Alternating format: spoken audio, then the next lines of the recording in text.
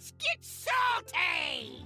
Hey everyone, Zeddy here again today with a brand new video. And now that all the cards are out and I have access to the theory crafting line for like a couple more hours, I think, we're gonna go over what I think will be the best cards coming out from Across the Timeways. We're gonna go through every class in neutral, pick what I think what the best card will be for each class and the neutral options, and let me know in the comments down below what you think will be the best or what you disagree with. And of course, we have our giveaway going on for 2 regular pre-orders and 3 mega bundles out of my pocket. To enter the giveaway, like and comment in the video, link down in the description below, the one with that thumbnail over there. Be subscribed to the channel. Every 1,000 subs we get until Tuesday, I will add another mega bundle, so hit that sub button, make me go broke. And looking at Deathlight, I didn't really pick much for it in theory crafting because honestly, not sold on a ton of the cards. However, I do think Husk the Eternal Reaper, having that eternal life where you get Battle Cry, give your hero Death Rattle, spend up to 20 corpses to resurrect with that much health, to be a pretty impactful card, can beat Reforms, destroy the enemy hero, and can just be extra defense. I do think it's overrated though. I think people are like, oh my god, this is broken and crazy. You know, you need the corpses to get stuff back, and at the end of the day, like, you know, if you only have, even if you have 20, they can proc it and still kill you, especially like a combo deck. So 4 mana, 5/3, do nothing other than get the Death Rattle. I think it'll see play for sure. I just don't think it's like the craziest card in the world, but Deathlight to me did not get a ton of amazing stuff, at least in my opinion. I'll give the honorable mention to Talanji of the Graves, the Fabled card. Probably a bit too slow. I don't think it'll be meta until like rotation, but you never know. Getting those boons, getting that stuff back can be quite nice. For Demon Hunter, I was really impressed. We'll have a gameplay video later on No Minion Demon Hunter, maybe later today.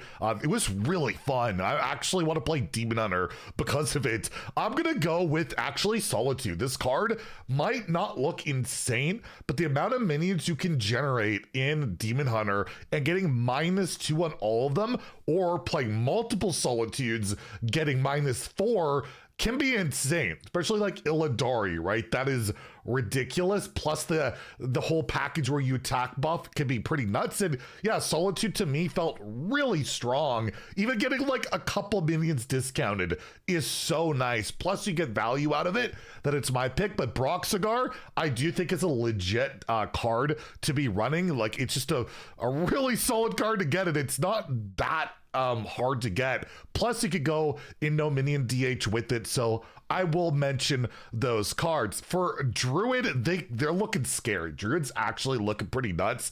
I could say Wave Shaping, which I gave 5, which probably will be the best card. I'll just say, we'll just say this is gonna be the best card, and we'll go into honorable mentions, because I just feel like what Druid deck does not want this card? Like, every Druid deck wants discover a card from your deck, and for 1 mana, that's great. That's phenomenal. Plus it does have additional synergies of putting, you know, ones on the bottom that you want to do.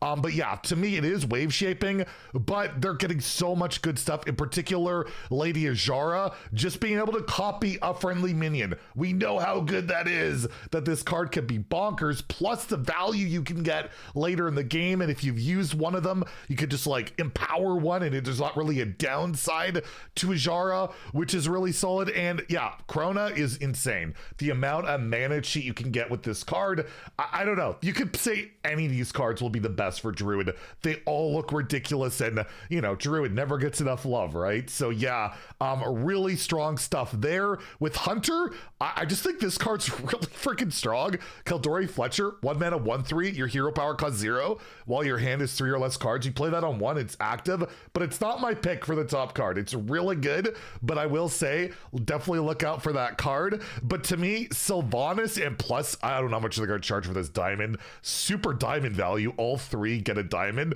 Sylvanas is nuts. Such a good card. I misread this card, can you believe it? Where, yeah, you play Sylvanas like before the other ones, you deal 2, but if you played after Illyria, you deal 4, or after Varisa, or both, right? After both, you'll deal 6 damage, which is nuts. And you can get some hand buff, or deck buffing, which can be really nice. And the values, definitely the worst of the bunch. in particular with like the Hunter decks, I would say, but still, it's not bad. All of these are pretty good, and Sylvanas alone, unbelievable card. This is going to see a lot of play, in my opinion, outside of Beast Hunter, probably, because, right, you want all beasts, and this doesn't really fit in there, but really, really strong, in my opinion. For Mage, I was not sold. Mage looked kind of rough to me in theory crafting. I was not, super in love with it, but, theory crafting is theory crafting. It might not necessarily indicate what the regular ladder will look like. I'll just go with Mirror Dimension. Honestly, I think I gave this like a 1,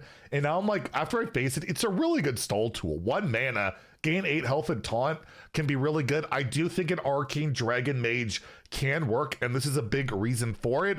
And yeah, I'll give the honorable mention, I guess, to the actual card that can make the thing work in Azure Queen Syndragosa, getting Malagos, getting that Oath Stone out, resummoning all that stuff.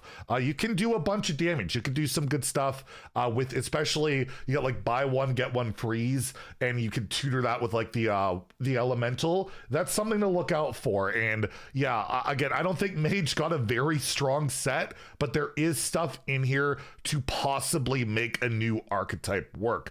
Paladin, my goodness, Paladin looked really good to me. I'm just gonna say I've been very high on this card, and I'm gonna stick with it. Gelbin of Tomorrow and getting those auras out is just insane, especially like Gnomish aura, Mechatork's aura, or the aura that gives you 6 drops. Like, it's pretty crazy. You play this, and it might make Cardboard Golem an actual meta card where those auras just like never go away, and this card just is pretty nuts. The only downside, it's 8 mana, but they got a bunch of healing this set. Look out for this card. Gelbin of Tomorrow looks phenomenal, and I do really like this signature there. Honorable mention, though, I do think Tank Shadir looks great. I think Manifest Timeways looks really strong. And of course, just Finley getting more, or not Finley, the Fins Beyond Time getting more value can be really good, or just Hardlight Protector, healing, Divine Shield, super strong card. Paladin got some really good stuff, but yeah, my vote will be for Gelbin. It is quite the card. Priest, again, I'm gonna go Medivh. Medivh is just such a bonkers card, especially if you cheat it out, get the location going, get the weapon that's basically infinite in terms of its effect, unless you attack 3 times or it's vipered. You know, it's really strong effect. It's just, I don't know if Control Priest has enough to get this to work, get everything going. There's just still a lack of AoEs. There's a lack of a lot of stuff. There is a lot of good things going on for Priest here in particular.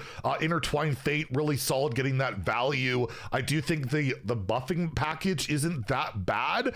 And Cease to Exist seems like a really solid card. The Silence, Destroy, Rewind particular, it's pretty good. But yeah, I'm going to go Medivh. For Rogue's got some good stuff. Fast Forward, I will say, looked, getting the draw 2 cards, getting the mana cheat, so impactful, especially setting up different combos. I do think Garona might be worth playing just for the deck thinning and disruption to extent. Also, King Slayers to draw your legendaries, because I think like an Incendious shuffle, Rogue's gonna be a thing. It looks pretty spooky, but I'll just say, I think I definitely underrated this card.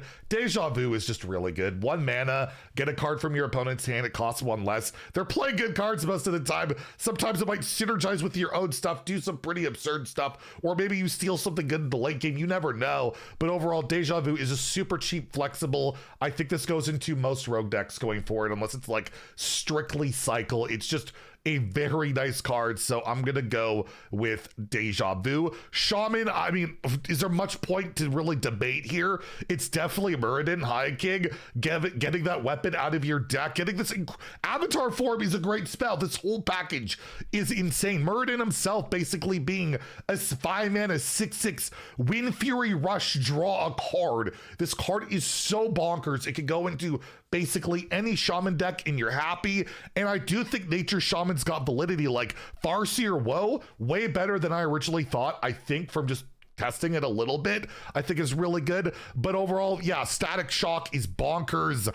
Flux Revenant can snowball really hard. Like, the nature stuff seems legit, and I think it'll be really good in early access Brawl, and we'll have to see how it plays out in the regular expansion. But yeah, easy pick, Murden, best card. Warlock, for me, it's Entropic Continuity. 1 mana, buff your board, shuffle those shreds of time into your deck, which can have some downside later, or it might be some upside at some point, most likely downside, but can help you, you know, buff up your Fate Breaker later on. But even if you're not playing a deck that cares about Shards of Time at all, just buffing up your board with a Mark of the Lotus is insane, even in modern Hearthstone. So I'm gonna say strongest, best card for Warlock is that one, but the coolest and the most badass by far, Time Thief for Fum. If you watch the gameplay video, you know it's a rad card and people will love it whether it's competitive or not. And I think it's got a pretty good shot at being competitive. I would not be surprised if it is a meta card, especially after rotation. But yeah, my favorite card of the Warlock bunch. For Warrior, I didn't see a ton of Warrior, to be honest. I feel like the Blood Fighters are too clunky and awkward to be great, so I just don't really see it. But I do think in particular Unleash the Crocodile will be an incredible card for Warrior. 1 mana, gain 10 armor. You get those beasts, but there's synergies out there, in particular with For Glory, in particularly like Brawl or Shelnado. So strong getting that armor, manipulating things, and I think it'll see plenty of play. Honorable mention, Precursory Strike, super solid burn card, draw card. Warrior's got some stuff to work with, and I'm looking forward to trying to make Control Warrior work out. And the neutral cards, my god, they suck. The neutral cards are so bad this set. There's so few good options to pick from, but one that I do think will be meta defining is at least early on because of Sandbox Scoundrel and maybe some other implications. I'm gonna go with Chronolore Dios, getting the double battle cry, the death rattles, hero powers, end of turn effects, super strong. And Sandbox Scoundrel really breaks this card. It really does. You can do so much mana cheat with this, and yeah, get out at Incendious, get a billion eruptions, and there's plenty of other stuff that this card can do. But for me, it is absolutely the standout, most broken neutral card of this set. So yeah, let me know what you guys think are your picks for the strongest out of this, and tune in tomorrow. We will talk about what I think are the absolute stinkers. What are the worst cards? So yeah, tune in for that. If you enjoyed the video, please like and subscribe. Have a great day and stay salty, my friends.